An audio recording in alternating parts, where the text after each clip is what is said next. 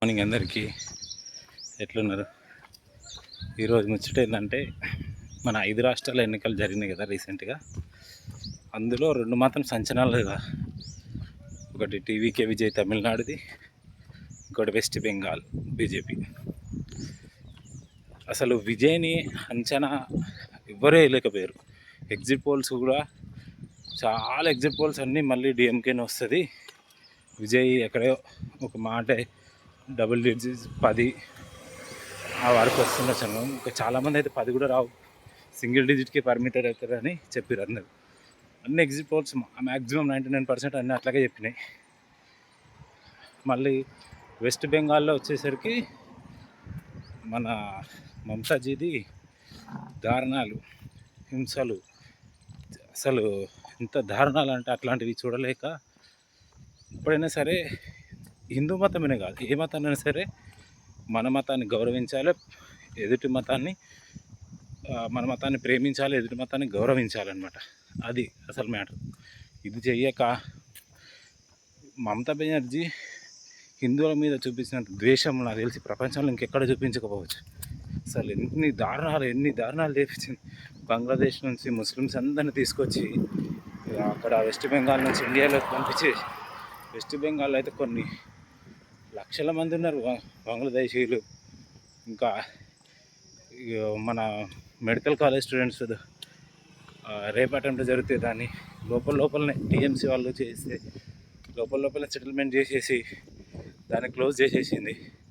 ఒక టెంపుల్ని 15 years నుంచి క్లోజ్ ఉందని చెప్పేసి హైకోర్టు తీర్పు ఇచ్చినా కూడా ఓపెన్ చేయండి అని చెప్తే టెంపుల్ని కూడా ఓపెన్ చేయలేదు.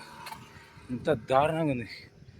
ఇప్పుడు బీజేపీ గవర్నమెంట్ వచ్చిన వెంటనే నెక్స్ట్ డేనే అది ఓపెన్ చేసి అందరు సంబరాలు చేసుకొచ్చి, చిన్న చితక పెద్ద అందరు ముసలి, ఈవెన్ పోలీసు వాళ్ళు కూడా, డిపార్ట్మెంట్ వాళ్ళు కూడా ఆ టెంపుల్ ఓపెన్ కాగానే సంబరాలతో మునిగిపోయారు.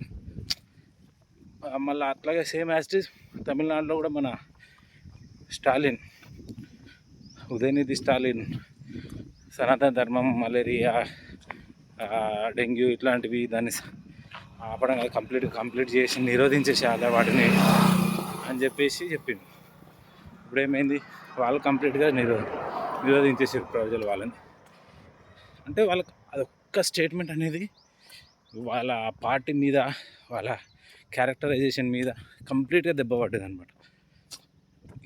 ఉండాలి కొంచెము, హిందువులు అంటే కొంతమంది ముస్లిమ్స్ పడదు, ముస్లిమ్స్ అంటే కొంతమంది హిందూ పడదు, క్రిస్టియన్స్ పడదు, ఉంటుంది కొద్దిపాటు ఉంటుంది. కానీ ఇట్లా కంప్లీట్గా నాశనం చేయాలి, కంప్లీట్గా తీసేసేయాలి అనేది ఎప్పటికైనా ప్రమాదకరమే.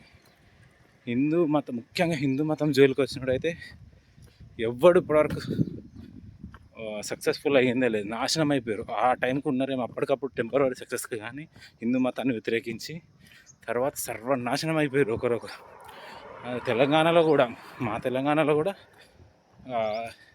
టీఆర్ఎస్ అధికారంలో ఉన్నప్పుడు మన కేసీఆర్ గారు హిందూగాళ్ళు బొందుగాళ్ళు అది అని మాట్లాడి, ఈయన మన కేటీఆర్ గారు జై శ్రీరామ్ అంటే అన్నం పెడుతుందా, అన్నం వస్తుందా, అది అని మాట్లాడు. ఇవాళ వాళ్ళ పార్టీ నాశనమై ఓడిపోయింది చిత్తుగా. ఇలా వాళ్ళ పార్టీకి 2 ఏళ్లలోనే నాశనం. అంటే ఎన్ని ప్రాబ్లమ్స్ వచ్చి పడ్డాయి చూడండి.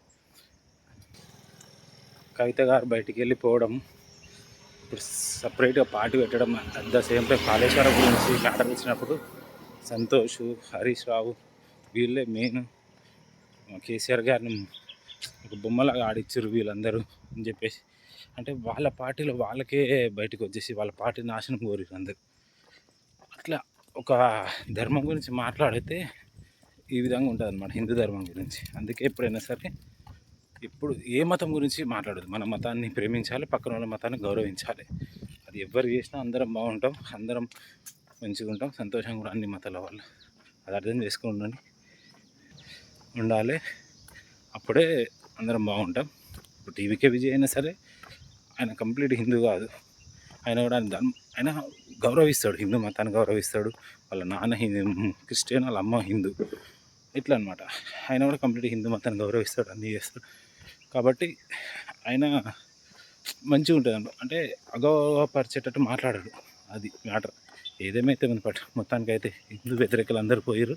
పశ్చిమ బెంగాల్లో మంచి రోజులు రాబోతున్నాయి, తమిళనాడులో కూడా మంచిగా ఉండాలని కోరుకుందాం. తెలంగాణలో ముందు ముందు కూడా రామరాజ్యం రావాలని కోరుకుంటున్నాను. జై తెలంగాణ.